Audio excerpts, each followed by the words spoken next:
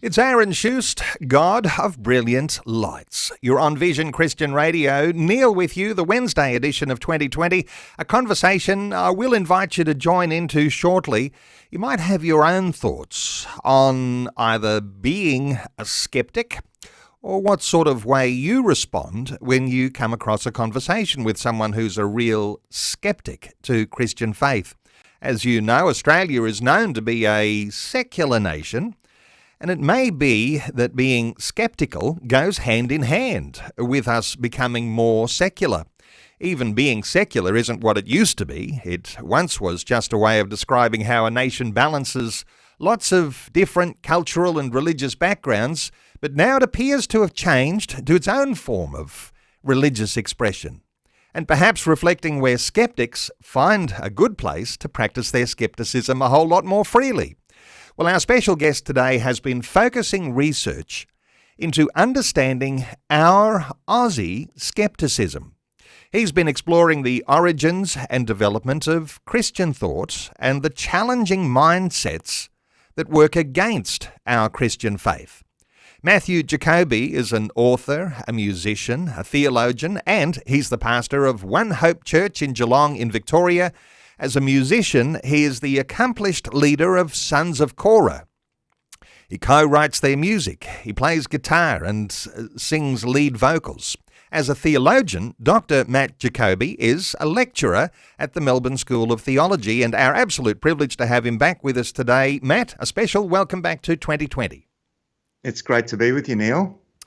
Hey, Matt, we're in the deep end, I feel, today, and for lots of listeners who will say quite proudly, I'm a skeptic, that may actually not necessarily be entirely a bad thing, because sometimes we think about skepticism and we think it's all bad, and yet it might be a natural way that we actually grow in maturity. So is skepticism good or bad? Let me throw you into the deep end right at the start.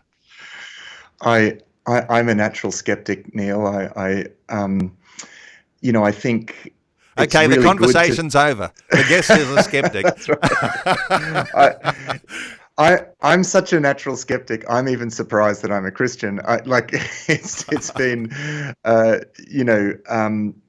there is a lot about the desire to really think through things rigorously that is really commendable. In fact, as a lecturer in philosophy, and I teach philosophy and subjects related to philosophy at the Melbourne School of Theology, my purpose there is to teach students to think rigorously.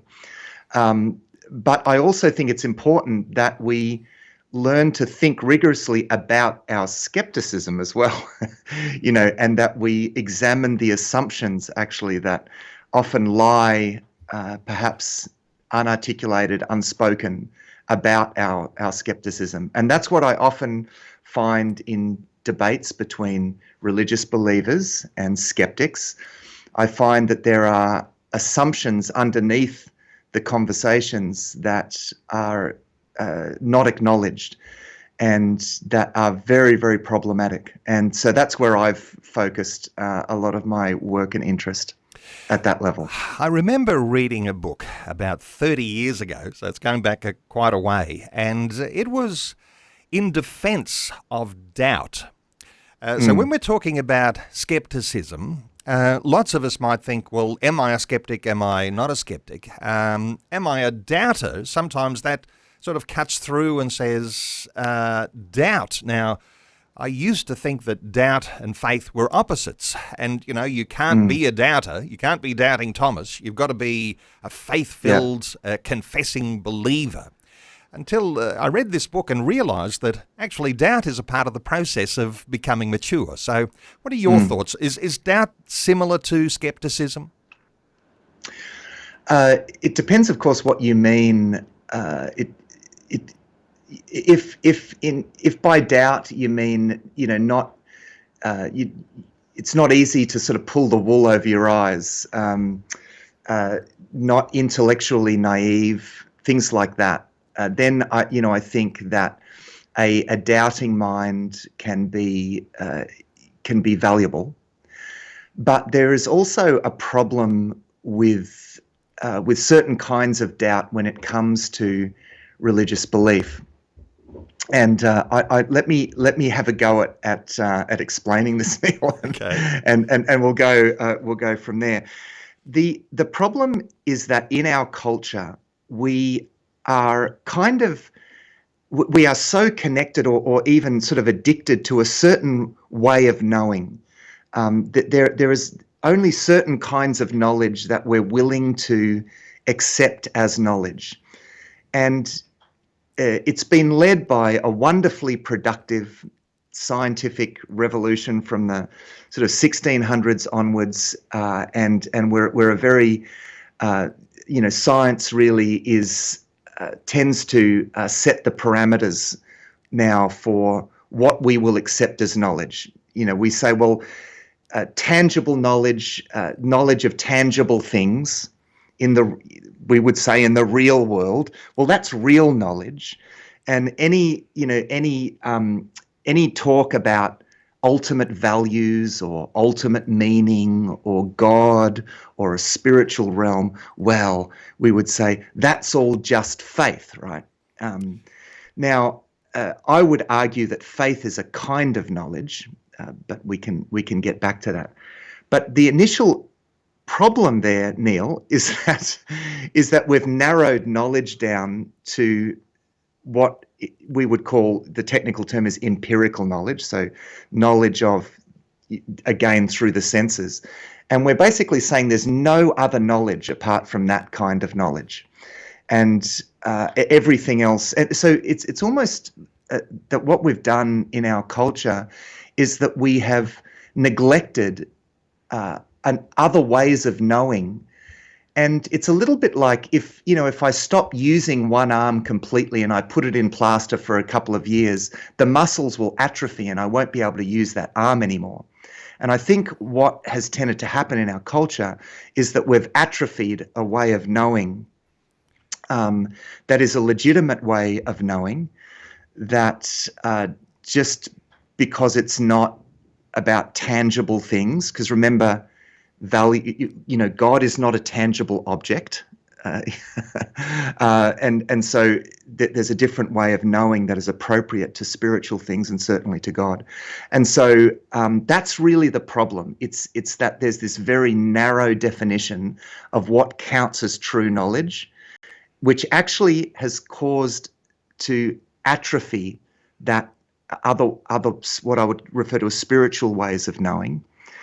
And that's where doubt becomes a problem. If our skepticism is the result of an atrophied sort of knowledge muscle, to put it that way, then it becomes a problem. And I find actually even for a lot of Christians are still dealing with a knowledge muscle that is largely atrophied because of our culture, because we're not taught to recognize that as real knowledge. So those muscles are not so strong in the way that our culture looks today. Let me ask you about what happens in the classroom, because there you are, the lecturer up at the front, and you've got a bunch of students in a cohort, and they're studying these philosophical things. And sometimes people say it's a risky thing when you're actually doing a little deeper study into this, because even as you quipped, and we had a bit of a laugh at the beginning of our conversation, you said, well, I'm a skeptic, because when you've got those students in your classroom, you're encouraging them all to be skeptics. You're encouraging them all to say, let's just break some things down here and start to build in some of those foundations that will actually make us people of faith. You're encouraging to understand this exclusive humanism way, the empirical way of being able to understand the way the world thinks, but then growing into a way to understand what happens when there's something more objective in there, like the presence of God in the equation. So you've got this secular humanist way of thinking about things, and you've got how you actually add in there this spiritual dimension. So if you're talking about skepticism, somehow or other you start on one side and you've got to introduce God into there. When you're in the classroom, how hard is that? Well,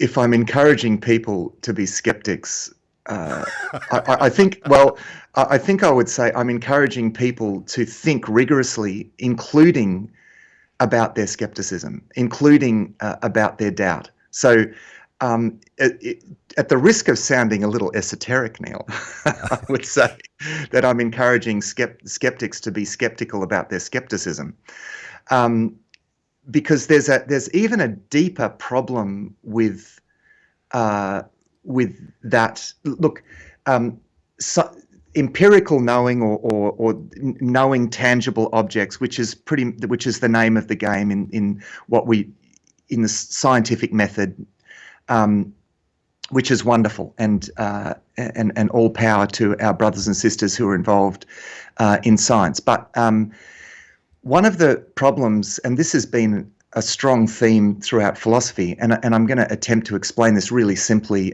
Neil. So don't panic, any listeners. Right. But this really is a big theme in philosophy, and it is the problem of dividing a world into knowers, subjects, and objects, when the world just becomes a world of objects, and we have to somehow set ourselves off from the world in order to sort of examine existence from, as it were, from the outside, and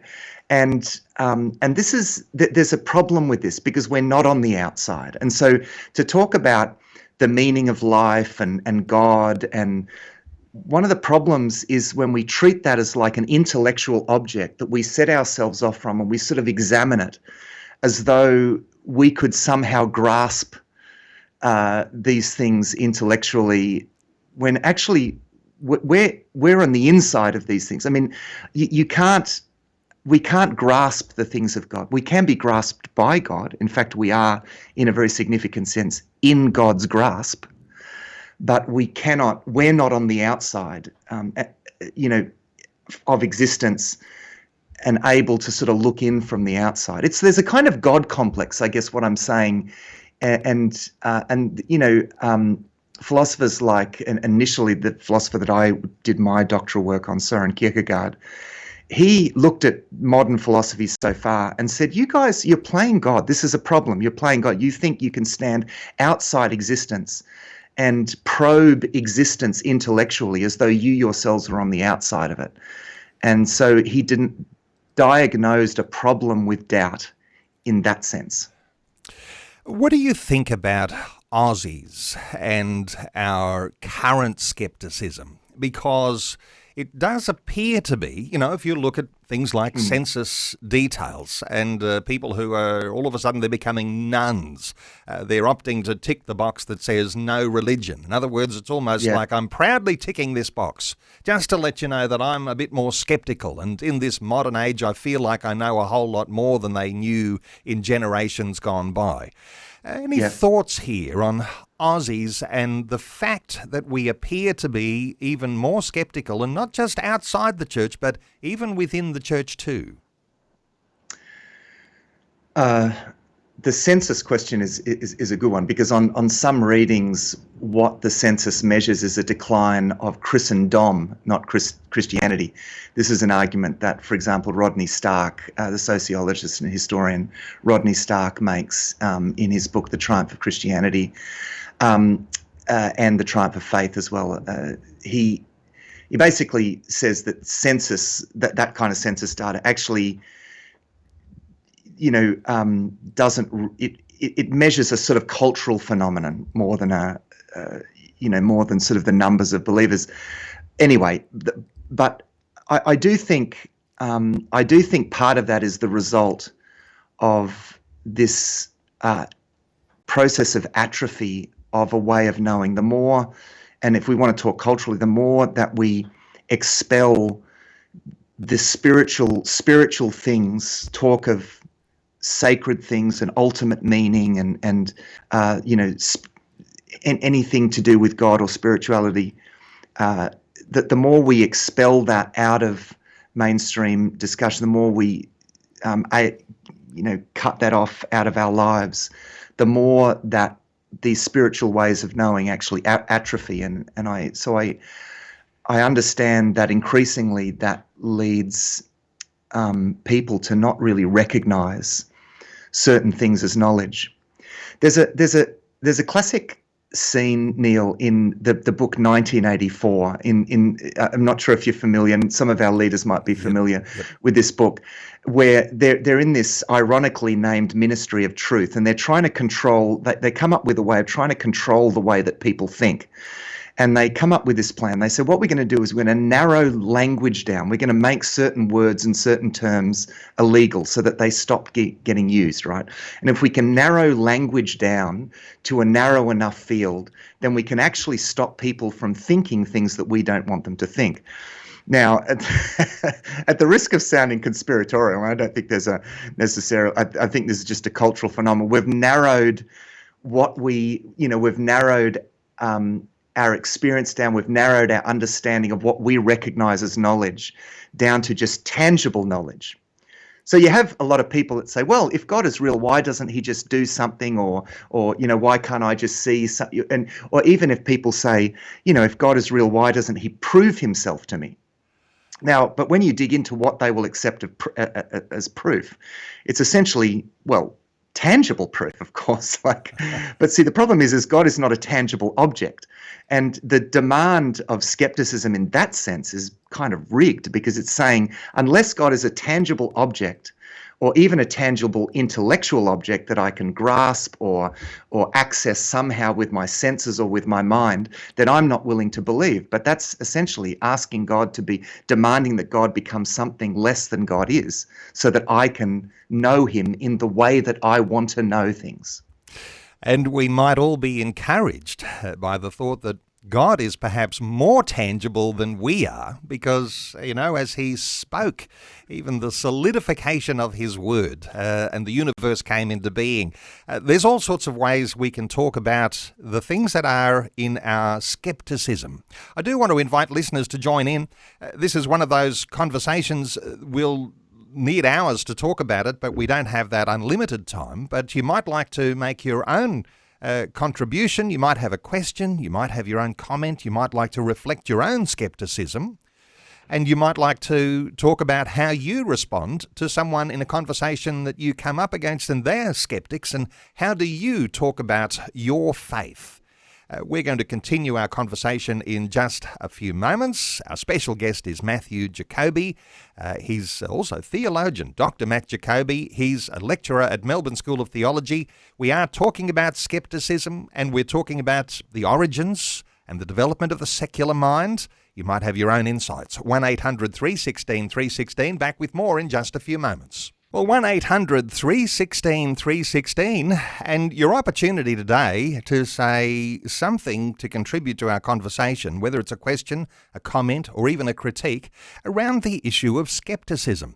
Do you find that you're in conversations with people who say, I'm a skeptic, or, you might have heard of a skeptics society, people who just want to beat up on people who have a religious faith, people who want to argue that there is only one objectivity, that of our exclusive human objectivity. Well, Matthew Jakoby is our guest, 1-800-316-316. Matt, there's one particular philosopher, his name is Charles Taylor, and he's still alive, so it's not like we're talking about someone 500 years ago, but he does reflect on things of 500 years ago. And he talks about the way that we've become more secularized by talking about enchantment and disenchantment.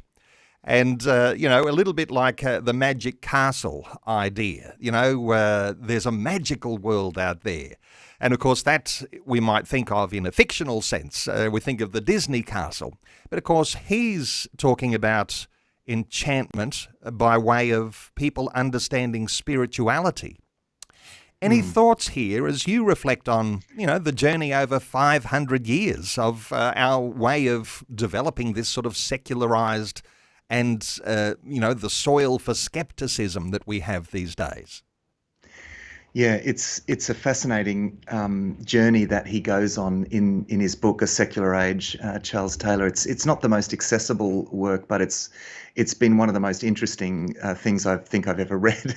And he points out that 500 years ago it would never have occurred to anyone to even question the existence of a spiritual world, of God or gods, or that was a matter of immediate intuition. And yet what he wants to discover is how over the last 500 years that has changed. And so there's a sort of historical approach that he takes to that. And I think it's a really interesting point. And he talks about us moving from, and this is one of the most interesting elements of his analysis, is that he talks about a porous state of existence, like a spiritually porous state of existence, where there was a time when we didn't really make the distinction between natural and supernatural.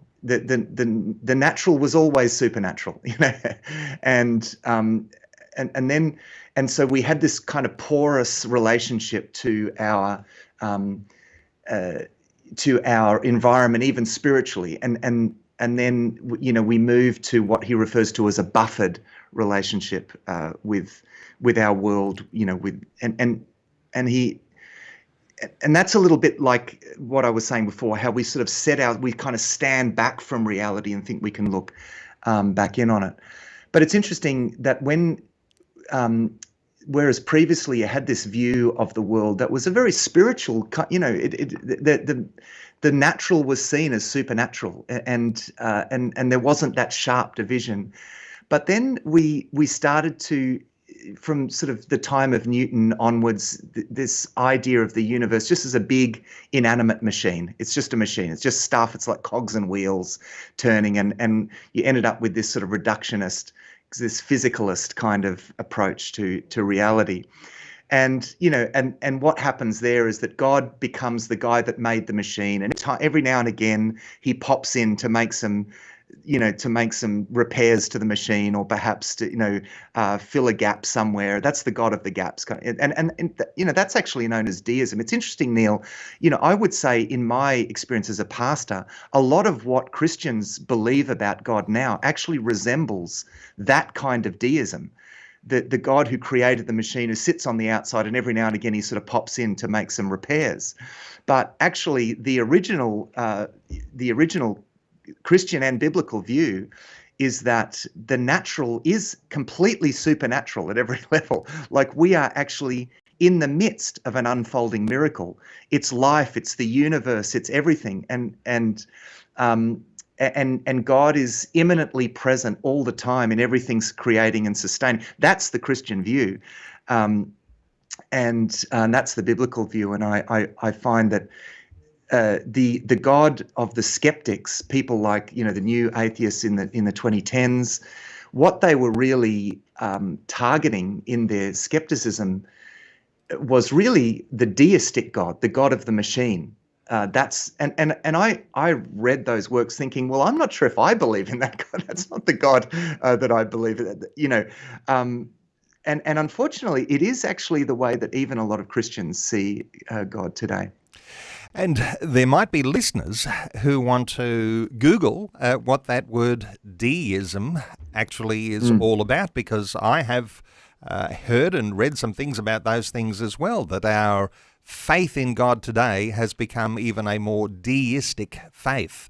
The thought that somehow or other he's not interested in me personally, he's just interested in, as they used to say, there's the grand clockmaker who winds up the clock and lets it all go. But no, God is intimately interested in a personal presence and personally being known by each of us.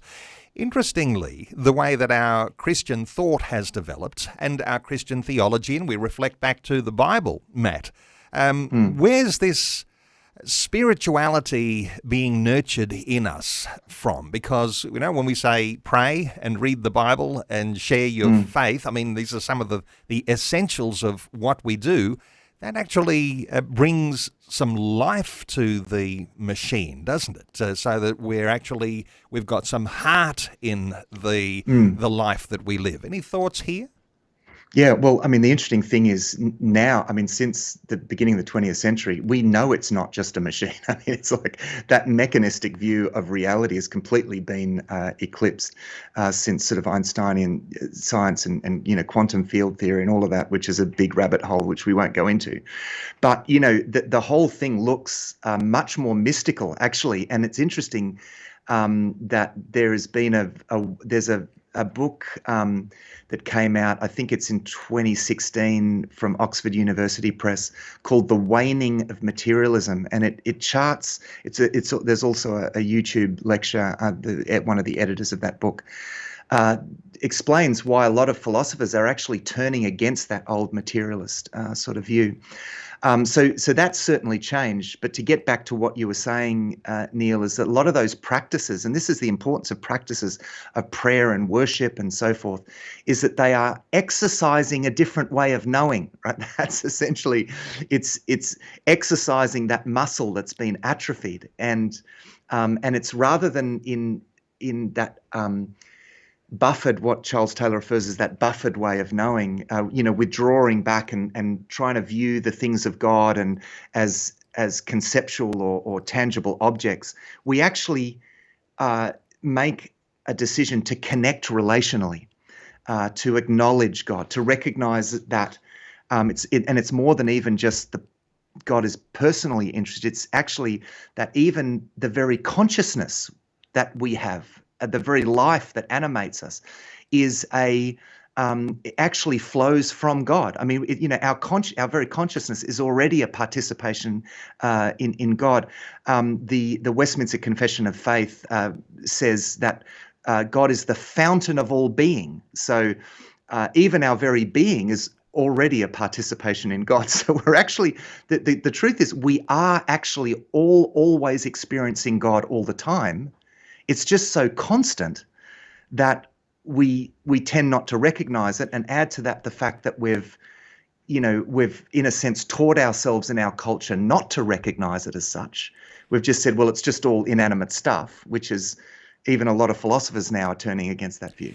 And, just look into Romans chapter 1 for Paul's thoughts on the fact that, yes, all around us is visibly the work of God. And there's some challenging things in there for the consequences of losing that. We're going to continue our conversation after the news. Our talkback line's open, 1-800-316-316. You might be wondering, how do you get into this sort of thing? Why don't you just tell me a Bible verse that'll give me some encouragement? Well, there's some deeper things to talk about.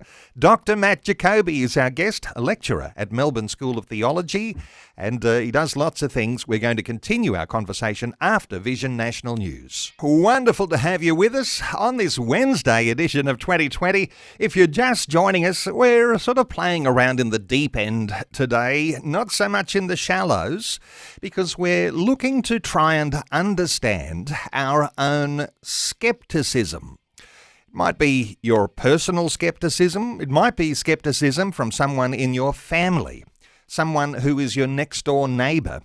Well, Australia is known as a secular nation. It may be that being sceptical goes hand in hand with being more secular. But even being secular isn't what it used to be. It once was just a way of describing how a nation balances a whole lot of different cultural and religious differences.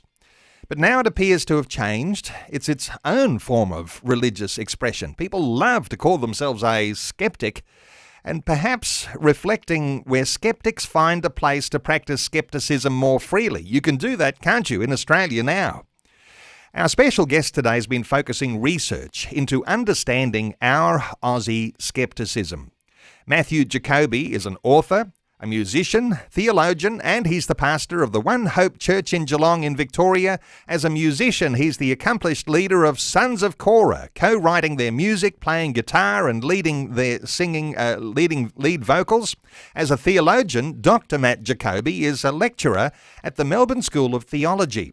Now, our talkback line is open on 1-800-316-316. You might have a contribution, a question, a comment. You might even like to give us your thoughts about why we're talking about skepticism in a way like this. 1-800-316-316. We'll take some calls in just a few moments, but just in case, there are some who think I'm wearing a badge of skepticism very proudly, and no one will ever change me on that, Matt. It's just the way I am. It's the way I will always be. I'll be proud to be this.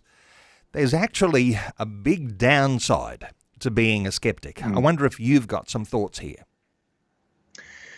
Yeah, well, to be a consistent skeptic, actually, I find a lot of skeptics still hold on to fragments, sort of the ghost, as some philosophers have put it, the ghost of the things that they've rejected.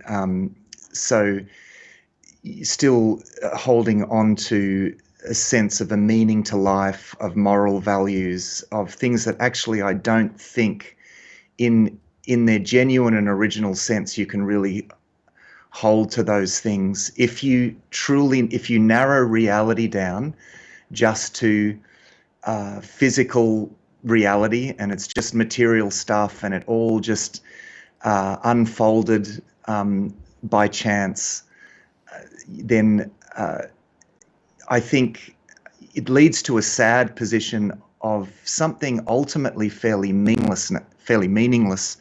Now, of course, there are philosophers that would disagree and talk about there being a meaning to life. In fact, there's a book by Michael Ruse, a skeptic, to that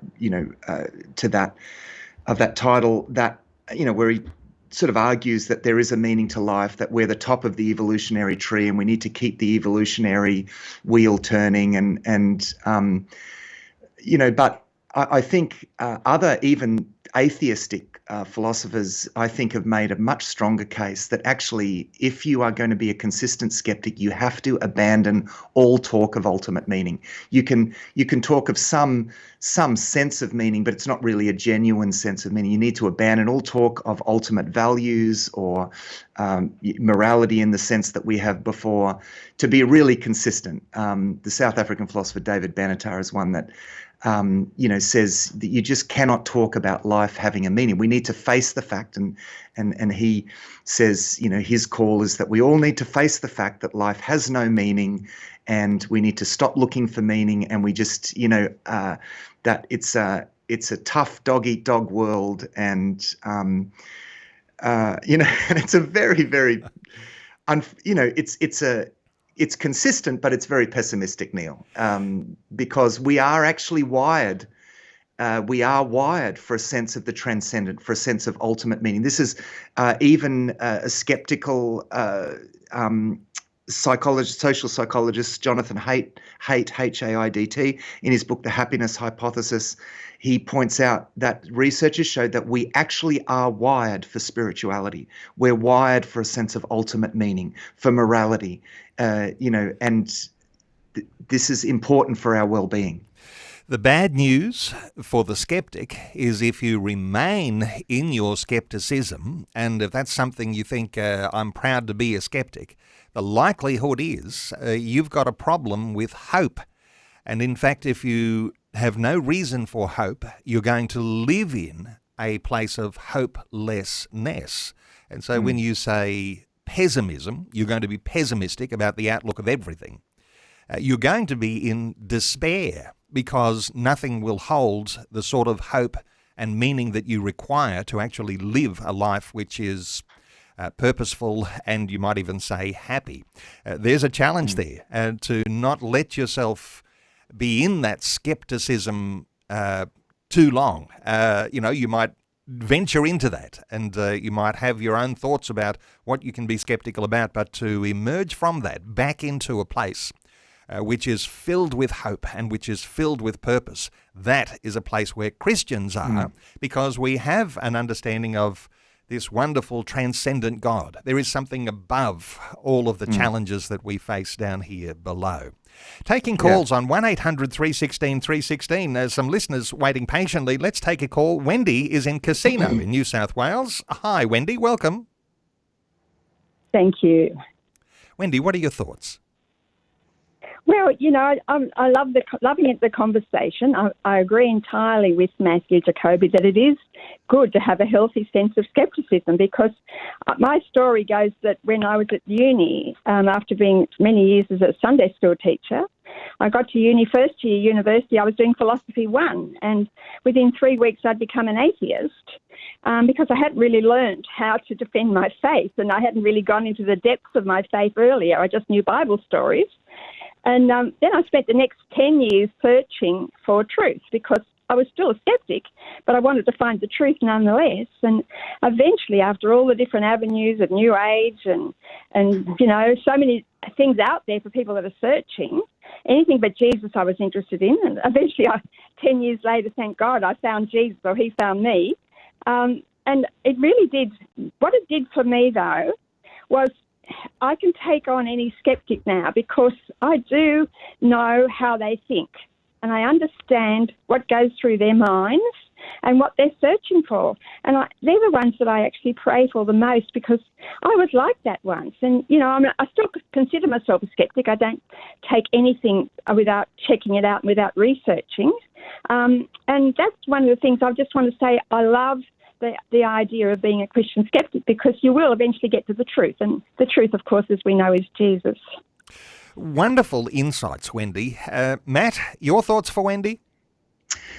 Yeah, and of course it goes back to what we were saying before, Neil, that to be a true skeptics, you need to be skeptical even about your own doubts, and be skeptical about what we will accept as knowledge, and our whole, I guess the whole framework of what we think knowledge is, and all of that. They're the deeper questions, I think, that call religious skepticism into doubt, because when you really, I don't think it stands up to rigorous skepticism, because it's too narrow. It narrows reality down just to tangible reality, and who says that reality can be narrowed down that much? And so I think a consistent, a healthy skepticism can actually end up uncovering the ways in which unbelief is pretty rigged.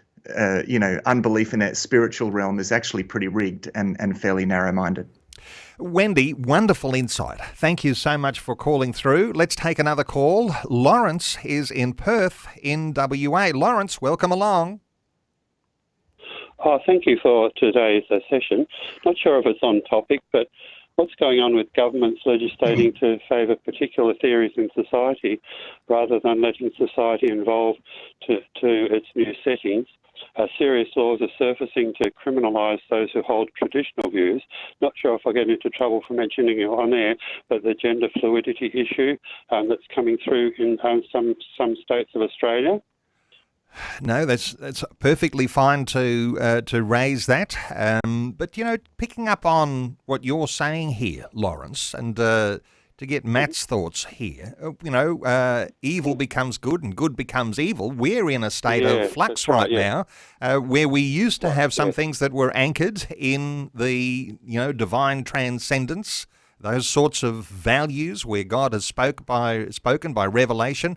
We're brushing those things aside in our skepticism, in our secularized world. What are your thoughts here for Lawrence, Matt?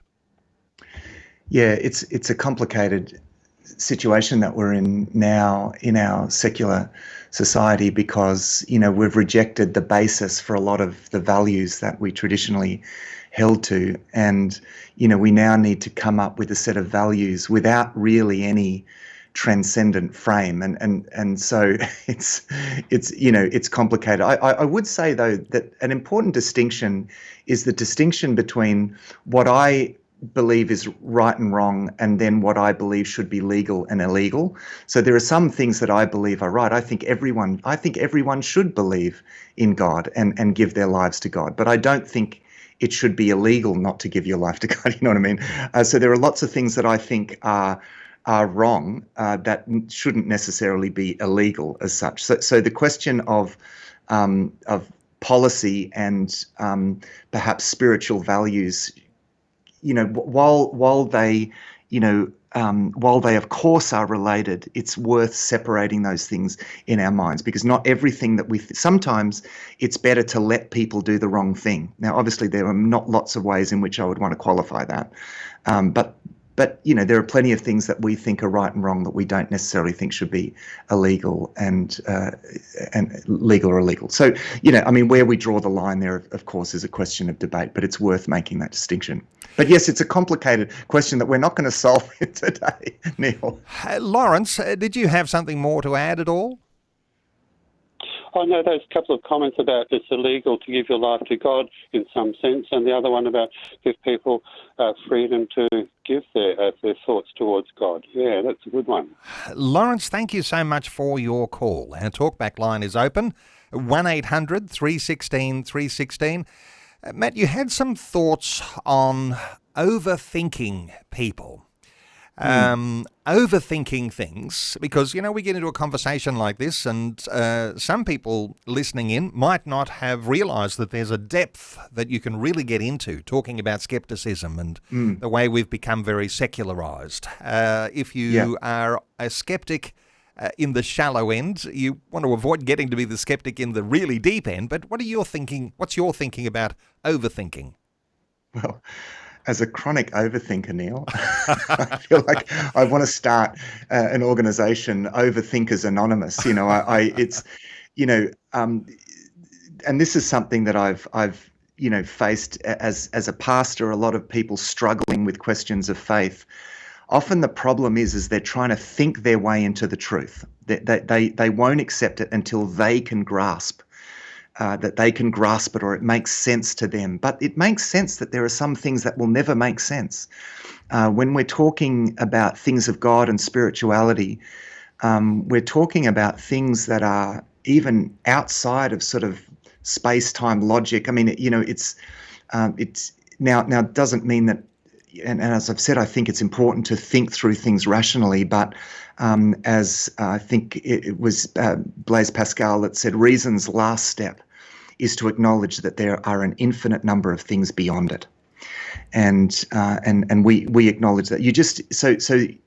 There's a problem if we think we can think our way into truth and sort of circling spiritual things and waiting till it makes sense. Is really not the way. That there again, that's that sort of addiction or that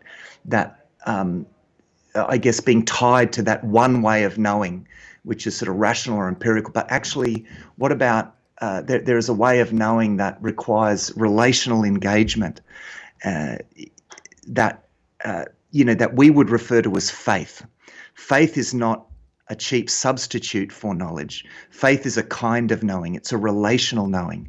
It's saying that I need to step into this in order to know this. There's certain things that you can't know except from the inside. You can't really know what love is unless you love.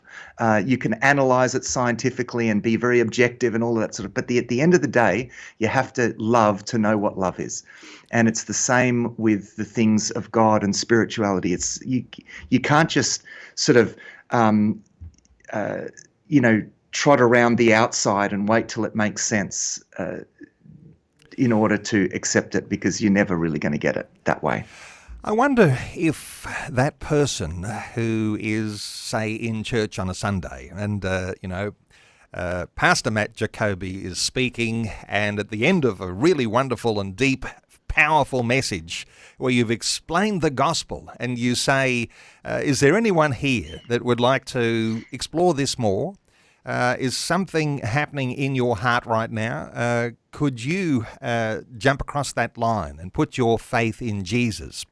When someone comes forward at the altar call and they're going to be praying through a prayer and they're going to be submitting themselves to God, you don't leave all of your skepticism behind in that moment. But what you do add to your skepticism perhaps is belief and the expression to God that I'm open to you taking me in a different direction. What do you think about, people who actually are so standoffish? They're so proud of their skepticism, they're rejecting the thought of even coming to Christ. But what do you think happens when that belief is born in the heart, Matt? This is something that actually, yes, your thoughts. That's right. So essentially, what is awakened there is the beginning, the seed. That seed of faith is essentially the seed of a different way of knowing. It's a spiritual perception, and it is then something that we need to exercise, and we need to lean into that. And this is why we engage in prayer and worship, and because we're looking to resensitize a way of knowing from what perhaps the Bible refers to as the heart, not at the exclusion of the intellect. The idea of the heart in both testaments of the Bible is used in a way that includes the intellect, but it's very much a heart or spiritual way of knowing. Essentially, what we do is that we look to resensitize and open up that new way of knowing. And that's a journey.